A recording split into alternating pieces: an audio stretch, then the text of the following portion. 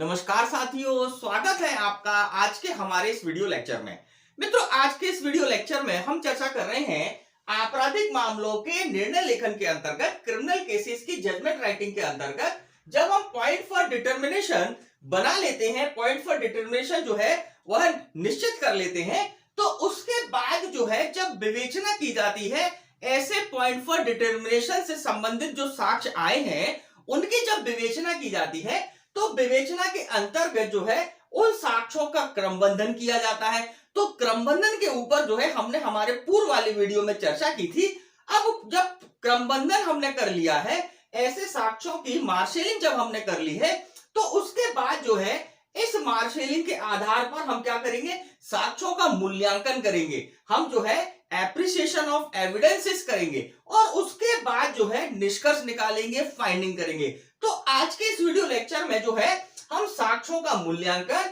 और इनकी फाइंडिंग्स के बारे में चर्चा करेंगे। तो मित्रों, शुरू करते हैं आज का यह इंटरेस्टिंग वीडियो लेक्चर।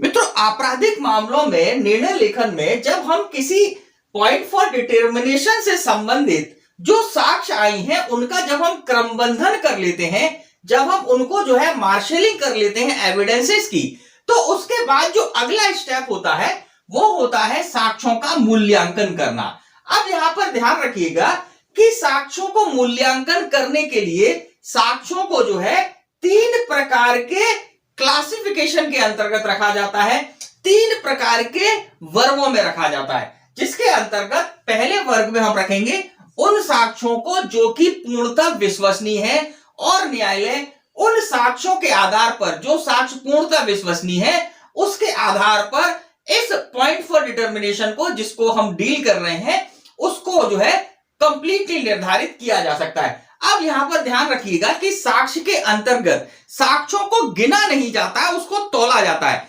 अगर कोई एक साक्षी भी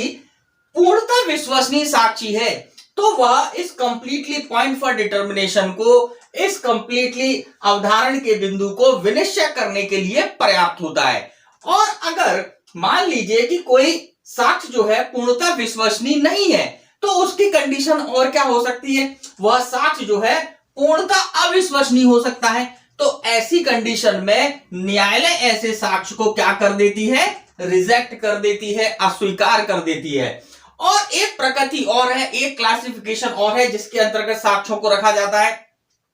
कुछ साक्ष्य न्यायालय के समक्ष ऐसे आते हैं जो ना तो पूर्णतः विश्वसनीय है और ना ही पूर्णतः अविश्वसनीय है। तो ऐसी स्थिति में इन साक्ष्यों को पूर्णतः विश्वसनीय बनाने के लिए या पूर्णतः अविश्वसनीय की कैटेगरी में रखने के लिए यहां पर संपोषक साक्ष्यों को लिया जाता है। अब यहां पर आप ध्यान रखिएगा कि साक्ष्य जो है, संपोषक साक्ष्य जो है, यह डॉक्यूमेंट्री एविडेंस के रूप में हो सकते हैं, दस्तावेजी साक्ष्य हो सकते हैं, या फिर किसी अन्य साक्षी के ओरल एविडेंसेस हो सकते हैं, जो कि ऐसे साक्ष्यों को जो कि ना तो पूर्णतः विश्वसनीय है और ना ही पूर्णतः अविश्वसनीय है, इन साक्ष्यों को एक डायरेक्शन देने के लिए यहां पर न्यायालय जो है उनको यहां पर रखता है। अब इंपॉर्टेंट बात यह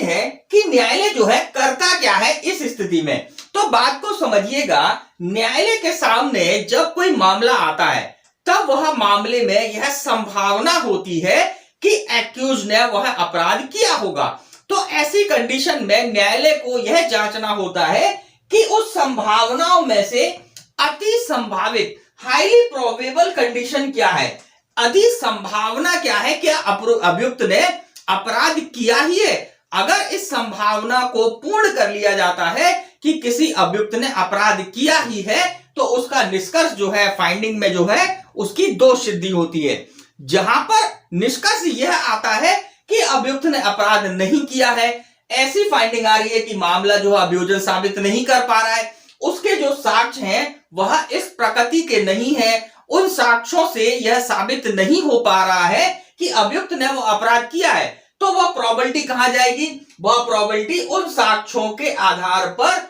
अभियुक्त के मामले को जो है साबित ना होने की तरफ चली जाएगी। अब एक और इंपॉर्टेंट बात है कि मान लीजिए कि जो साक्ष्य आई है उस साक्ष्य जो है संभावना तो बन रही है कि अभियुक्त ने किया है अपराध, लेकिन यहां पर न्यायालय डाउट में है, क्या 100% किया है? क्या उसके अंतर्गत इतनी जो साक्ष्य आई है वह उस मामले को अधिसंभाव्य की ओर ले जा रही है? क्या वह मामला अधिसंभाव्य हो गया है कि वह साक्ष्य इतनी पर्याप्त है कि अधिसंभाव्यता है कि अभियुक्त ने ही अपराध किया होगा? अगर इसमें न्यायालय डाउट में रहती है तो डाउट का बेनिफिट जो है क्रिमिनल केसेस में किसको दिया जाता है? एक्यूज को दिया जाता है, उसको जो है दोष मुक्त कर दिया जाएगा। तो इस प्रकार से जो है हम जो है साक्ष्यों का मूल्यांकन करते हैं। अब आप इस बात को समझ लीजिएगा कि न्यायालय में जो साक्ष्य आती हैं वह किस किस प्रकृति की आती है। देखिएगा यहां पर हमने कुछ वर्ग बताए हैं, इनको आपको जो है अध्ययन करना है। हम यहां पर हल्का हल्का आपको थोड़ा सी जानकारी दे रहे हैं, लेकिन आप जो है अगर अच्छे से साक्ष्यों का मूल्यांकन करना सीखना चाहते हैं, अच्छे से साक्ष्यों को मूल्यांकित करना चाहते हैं जिससे कि आपका निर्णय जो है अच्छा बने या उसमें निखार आए, तो आपको जो है इन साक्ष्यों की प्रकृति को आपको अध्ययन करना होगा। जैसे कि हम बात करें आई विटनेस, देखिए सामान्यतः आई विटनेस पर न्यायालय भरोसा करती है। अगर उस आई विटनेस को किसी भी कारण से डिफेंस एडवोकेट ने अगर उसको अविश्वसनीय की तरफ ना ले गया हो, ऐसे कोई एविडेंस ना आ रहे हो कि आई विटनेस की बात का विश्वास ना किया जाए, तो सामान्यतः आई विटनेस एक अच्छा विटनेस होता है। यह उस मामले से संबंधी साक्षी भी कहा जाता है कि इसने उस मामले को देखा है, तो यह एक अच्छा साक्षी है। तो इस आधार पर आई विटनेस के एविडेंसेस लिए जाते हैं। लेकिन अगर मान लीजिए कि आई विटनेस कोई है और उसको जो है अपोजिट जो पार्टी है वह उसको इंटरेस्टेड विटनेस कह रही है कि साहब ये जो साक्षी है, जो आई विटनेस है, ये जो है ये हितबद्ध साक्षी है, तो ऐसी कंडीशन में आई विटनेस की जो एविडेंशियल वैल्यू है वह कम हो जाती है। अब यहां पर न्यायालय को क्या ध्यान रखना है, क्या निराकरण करना है कि क्या ये आई विटनेस जो है क्या ये हितबद्ध साक्षी है? तो इसके लिए माननीय सर्वोच्च न्यायालय ने जो निर्देश दिए हैं, जो अपने निर्णयों में जो सिद्धांत दिए हैं, उसके अंतर्गत ये कहा गया है कि किसी भी साक्षी को इंटरेस्टेड विटनेस हितबद्ध साक्षी तभी माना जाएगा जब उस मामले में उसका कोई हित हो। जैसे कि मान लीजिए कि जो आई विटनेस है या जो साक्षी है वह जो है साक्ष्य दे रहा है, वह उसकी दुश्मनी है एक्यूज के साथ और उसका हित है कि वह चाहता है कि इसको सजा हो जाए, तो ऐसी कंडीशन में उसको जो है हितबद्ध साक्षी माना जा सकता है। या फिर मान लीजिए कि जो आई विटनेस है वह उसको जो है एक्यूज को अगर कन्विक्ट कर दिया जाता है तो उसको कोई धनीय लाभ होगा, कोई बेनिफिट होगा, तो उसको इंटरेस्टेड विटनेस मान लिया जाता है। यहां अगर मान लीजिए इस तरह की कोई बात न्यायालय के सामने नहीं आ रही है कि भाई इनकी दुश्मनी थी, ये इनको जो है अगर सजा दी जाएगी तो इनको फायदा होगा, या तो मॉनिटरी बेनिफिट होगा या अदर टाइप के बेनिफिट होंगे, तो ही इंटरेस्टेड विटनेस माना जाएगा। अब यहां पर जो ऑब्जेक्शंस आते हैं वो ये आते हैं कि साहब ये जो आई विटनेस है यह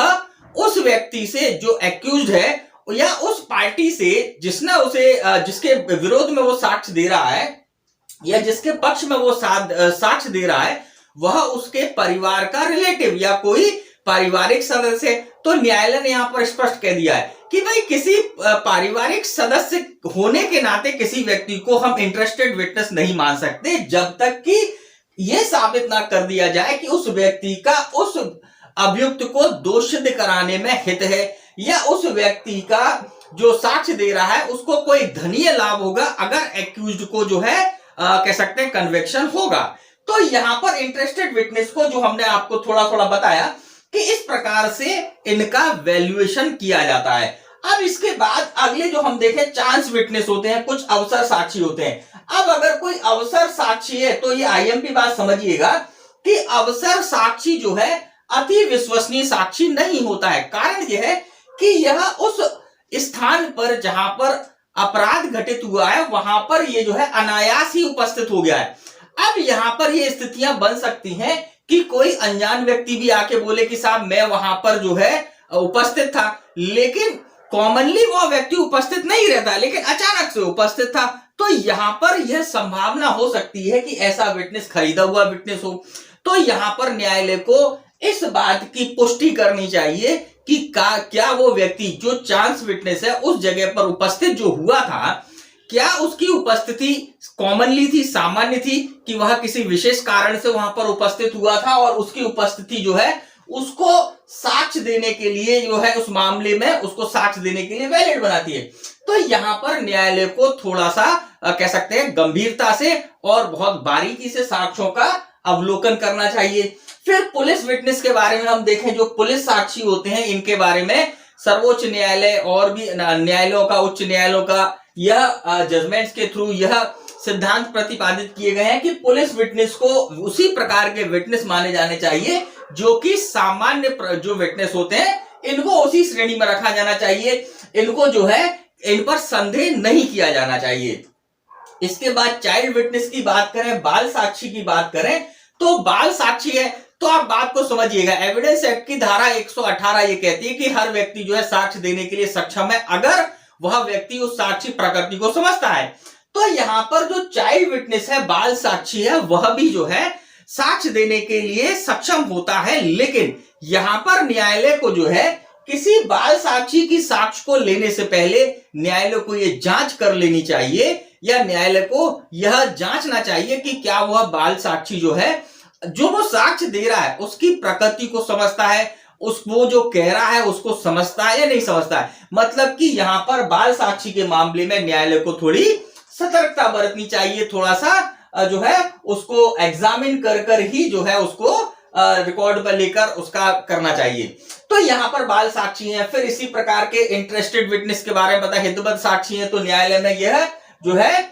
विश्वसनीय नहीं होते हैं। एक्सपर्ट विटनेस जो है जैसे कि डॉक्टर्स वगैरह हैं या हैंडराइटिंग एक्सपर्ट हैं, ये जो अपनी ओपिनियन रखते हैं जिनको हम विशेषज्ञ साक्षी बोलते हैं, इन साक्षियों के बारे में यह माना जाता है कि ये जो साक्षी हैं ये थर्ड पार्टी हैं, या हम कहें ये जो साक्षी हैं यह हेयर से एविडेंस की तरह, क्योंकि ये जो साक्षी हैं यह उस घटना को ना तो इन्होंने देखा, ना उन्होंने जो है कुछ वहां पर उसके कह सकते हैं डायरेक्ट उससे कनेक्टेड थे, ये तो जो है अपनी एक्सपर्टनेस के आधार पर ओपिनियन दे रहे हैं। तो इनकी साक्ष्यों को जो है यह केवल इनकी साक्ष्यों के आधार पर किसी व्यक्ति को कन्विक्ट नहीं किया जा सकता है। तो एक्सपर्ट ओपिनियन का काम क्या होगा? एक्सपर्ट विटनेसेस जो ओपिनियन देते हैं, जो अपना जो है परामर्श न्यायालय को देते हैं, अपनी राय जो न्यायालय को देते हैं, उस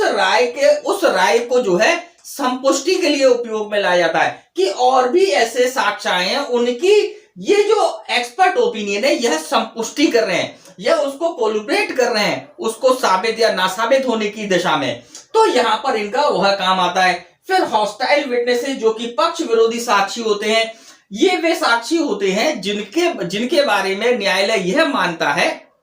कि ये व्यक्ति जो है न्यायालय में सच बोलना नहीं चाहते हैं। होता क्या है कि जिस पक्षकार ने अपने किसी साक्षी को न्यायालय उपस्थित किया और वो साक्षी जो है जिसने उसे बुलाया उसके विरोध में कथन करने लगता है, तो ऐसी कंडीशन में वह पार्टी या वह काउंसिल क्या करता है, न्यायालय से अनुरोध करता है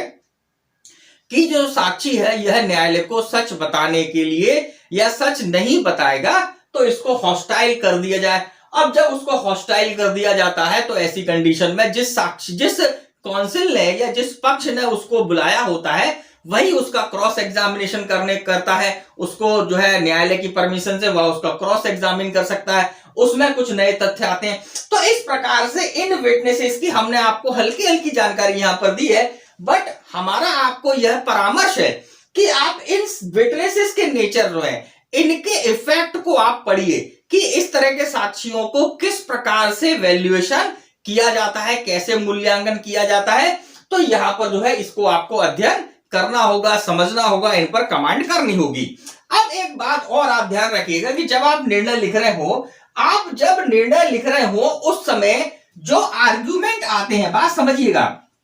आपके उस मामले में जो भी काउंसिल्स हैं उन्होंने जो आर्ग्यूमेंट किए हैं उन आर्ग्यूमेंट को भी आपको अपने निर्णय में जगह देना ही चाहिए। जैसे कि मान लीजिए आपने किसी अवधारण प्रश्न का विनिश्चय जो है उसके साक्ष्यों का एप्रिसिएशन जो है किसी एक पक्षकार की ओर या एक पक्षकार के जो है की तरफ किया, तो यहां पर जो अपोजिट पक्षकार है उसने जितने भी आर्गुमेंट किए हैं कि उसने जो भी तर्क रखे हैं उन तर्कों को आपको अपने निर्णय में जगह देकर कि आप उन तर्कों को स्वीकार करते हैं तो उसके क्या कारण है, अगर उन तर्कों को स्वीकार नहीं कर रहे हैं तो उसके पीछे क्या कारण है, उन सब को आपको अपने निर्णय में जगह देना है और उसके आधार पर, उस पूरे एप्रिसिएशन के आधार पर निष्कर्ष निकालना है। तो इस प्रकार से एप्रिसिएशन किया जाता है। हमने यहां पर आपको जो है केवल एक डायरेक्शन दिया है कि इस तरह से आप करिए। वास्तव में आप इसको अच्छे से तभी सीख पाएंगे जब आप प्रैक्टिस करेंगे। प्रीवियस ईयर के पेपर उठाइए, उनके अंतर्गत आप जो है करिए इस प्रक्रिया को जो यहां पर हमने आपको बताई, मार्शलिंग के संबंध में हमने आपको जो प्रक्रिया बताई उसका आप उपयोग करिए और उपयोग करने के बाद जो है आप धीरे धीरे देखेंगे कि आपको यह सारी प्रोसेस जो है, यह जजमेंट लेखन से संबंधित इन स्टेजेस को आप कंप्लीट कर लेंगे। तो जब आप निष्कर्ष पर पहुंच जाएंगे तो निष्कर्ष के बाद जो है दो स्थितियां बनेगी, या तो हम उस अभियुक्त को जो है एक्यूटल करेंगे, उसको जो है दोष मुक्त करेंगे, या फिर हम उसको दोष सिद्ध करेंगे। तो अगले वीडियो में हम आपको बताएंगे कि जब अभियुक्त को दोष मुक्त किया जाता है तो उसका आदेश जो है किस प्रकार से लिखा जाता है। तो मित्रों, इस प्रकार से हमने जो है आपको किसी कह सकते हैं आपराधिक मामले में जब निर्णय लिखा जाता है तो साक्ष्यों का एप्रिसिएशन या साक्ष्यों का मूल्यांकन जो है किस प्रकार से कर सकते हैं।